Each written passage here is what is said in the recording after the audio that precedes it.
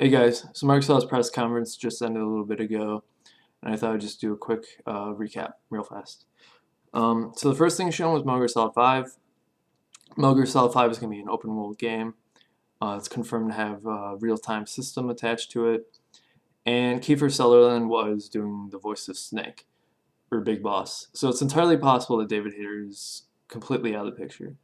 But I just think it's a little weird, given all the cryptic tweets and the general weird things that Kojima does, that David Hayter would be completely gone from the series. I could be wrong, but I don't know. Speculating is half the fun. So, some Xbox 360 stuff. World of Tanks was shown to be an exclusive. I don't know anything about World of Tanks. I don't play World of Tanks, but if you like World of Tanks, it's going to be on Xbox. So there's that. Max Curse of the Brotherhood. It looked kind of like a Kinect platformer. Cartoony in style. It was 2D. 2D. It's like the 2D where it's 3D though. Dark Souls 2 was shown. I love Dark Souls 2. It's probably the game I'm most excited for next. In the gameplay they showed, one of the things that was kind of different is it looks like all the doors can be broken open. So instead of just kind of opening the door and waiting, it looks like enemies might be kind of more like attacking you. It might be like a little more dynamic. The people who made Crysis showed their next game, Ryse with Hawaii, Son of Rome. It graphically looks impressive. Gameplay-wise, not so much to me. Basically, in the little video it was real gameplay. In the gameplay we saw, it's a bunch of Romans. They land on a beach. It's the same thing as like a Normandy invasion we've seen countless times in World War II shooters, complete with the protagonist getting knocked down and having his ears ringing. So when you get in actual combat, the thing that I'm worried about, after you hit people a couple times, a quick time event prompt will come up and it'll be like hit X, Y, or B to finish them off. And it does this for literally everyone you fight. Everyone. So I don't like that. Quick time events are okay, like to a limited degree, but when they're like an integral part of your combat system, I don't see how that can not get old pretty fast. Let's keep going. I don't know when it would. I wrote this a little out of order, but they showed Killer Instinct, which I was really happy about. I'm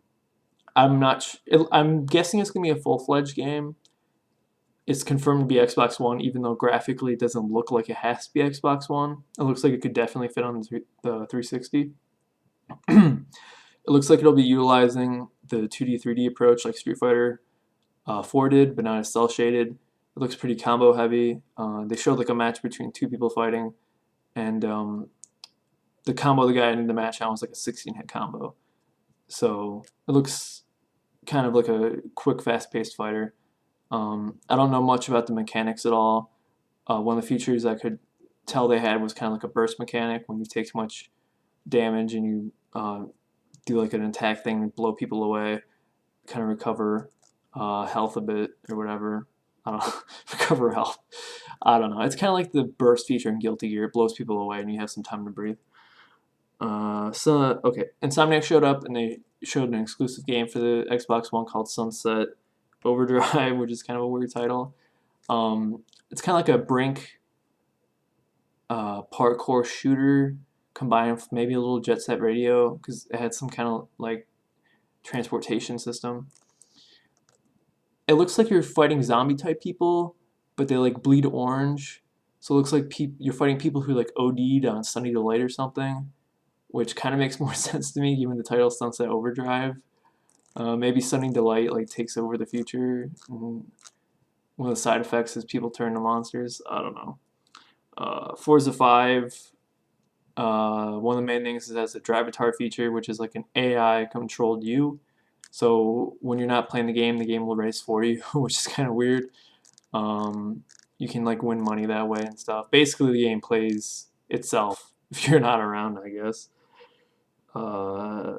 Minecraft, I don't know why they had to confirm Minecraft, but they're like more Minecraft is coming to Xbox One. They showed Quantum Break, which is a game made by Remedy. I couldn't tell if it was pre-rendered or not, if it was real gameplay, but basically a detective guy shows up to a crime scene, moves some crap around and slow, because everything's stop time, so he moves like some debris from an explosive around, and then he like grabs some scientist lady, and they have an important talk, and then an explosion happens, and the trailer ends. The next game was D4, which is being made by Swarty65. Swarty is the guy who did Deadly Premonition, which is like a really janky game, but it's a cool game. I recommend you check it out if you have not, especially now that it's on PS3 and 360. I'm not sure if D4 is supposed to be a sequel to D3. D3 came out a long time ago on the Dreamcast. It was like a survival horror game. In the trailer for D4, you can kind of see like a blonde woman for like a little bit, so it actually might be related, which would be weird as hell. That be that's basically a sequel to a game no one like was asking about for a long, long time, at least 10 to 12 years. And I think the original D3 wasn't even all that well received, so that's kind of interesting. Project Spark was shown.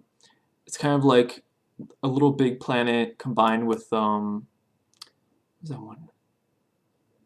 I forget what that one game was called. It was like, I think Ubisoft. It was some god game where you did terraforming, but it looks like it's kind of like a terraforming, make your own game RPG, and it has some co-op in it, and it looked kind of neat. I'm not really sure how it works, but it kind of looks like you build a town and stuff, and then script some battles, and there's like a mech that they called in towards the end. Dead Rising 3 was shown, which I have mixed feelings about. It looks a little more gritty and dark than the past two titles. It doesn't look very silly. The main protagonist looks Hispanic, so you're not playing as Chuck Green or Frank West again. And there's a lot more zombies on screen this time. And it also looks like it's a little more open world than usual. Dead Rising 2 is confined to a casino. Dead Rising 1 is confined to a mall. It looks like in this one you can literally drive all around the city. So there's that. There's still weapon crafting. In the demo we saw, the guy crafted a sledgehammer come off a chainsaw, and then like he threw it at a zombie and it cut it in half. So that was kind of neat. Witcher 3 was shown, open world as well. Looks really good, graphically very impressive. It's also the last game in the Witcher series, I guess. So it's not exclusive to Xbox One. It's still multi-platform, but they decided to show it there. Battlefield 4 was shown after some awkward silence because they couldn't get the thing to roll. It looks good. It's Battlefield 4, so people know what to expect. 60 frames per second and everything. They just showed campaign, no multiplayer or anything like that. And it was just a bunch of people fighting on like a boat. Not a boat, a cruiser. And then like the cruiser blew up and everything blew up. And then they got in a boat and then a giant fighter jet crashed into the boat and blew up. And then you think everyone would die, but no, everyone's going to be fine. Because they have plot armor. They kind of talk about like indie games, and they show Below. Below is being made by the people who did Sword and Sorcery. It's like a 2D isometric roguelike that looks pretty cool. Not a whole lot to say about that. Then getting to the end here. There's a video shown of a guy wandering in a desert with like a what do you call it? Like a shawl wrapped around him. So at first I was thinking it was Destiny because it even sounded kind of like the Mario O'Donnell, whoever wrote Halo, the music score. And then he kind of walks around, and then a giant robot pops out of the sand, and the shawl thing blows off his head, and we find out it's Master Chief and a bunch of like frat guys. Whoa! I wasn't. I guess I was expecting Halo, but I don't know if I was expecting it this soon because it hasn't really been all that long since Halo 4 came out, and I thought they kind of try to, I don't know, expand a bit more on Halo 4 before moving on to the next title.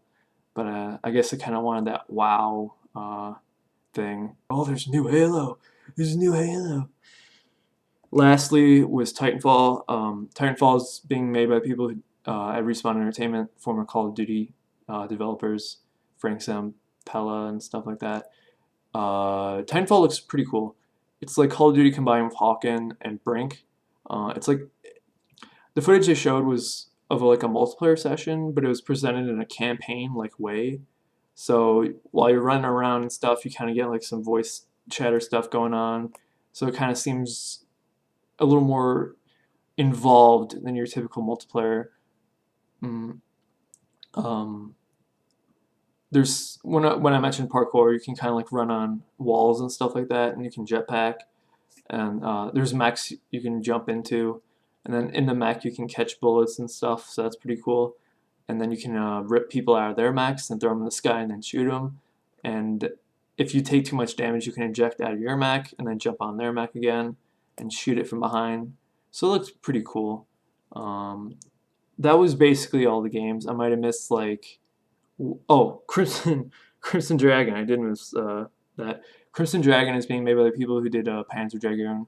The sound didn't work, but it looks like Panzer Dragoon. You're on a dragon, you're shooting lasers and shit. So that's just cool in general. The last thing Microsoft did was announce the price. The Xbox One will be $499, which I think is about what people expected. Still not cheap. And I still really don't like the Xbox One in general. I don't like the system at all. Even though it has some kind of neat features. They mentioned today that has Twitch ingrained into it, so you can stream instantaneously, which is really nice. Because streaming is getting pretty huge lately. I don't like the DRM. I don't like Connect Always On. I don't like they're limiting how you can basically handle your games and lend them to people. I don't like any of that. So overall, a pretty decent showing. You always have people who be like they didn't show anything. There was like 3 games, but you know, it was a pretty diverse mix of games. Yeah, I'd give it like I guess like a 7 out of 10. It kind of depends on how the other people do. Usually people kind of expect companies to do really bad. I remember Microsoft a couple of years ago, maybe even last year, had a really bad E3 showing. So it was decent. Yeah, it was decent. Still not sold on Xbox One though. I really wish Killer Instinct was not exclusive to the Xbox One or Titanfall. So yeah. So it's EA and Ubisoft and then Sony. And I guess I might make videos for them too that no one will watch. So have a good E3. Okie dokie.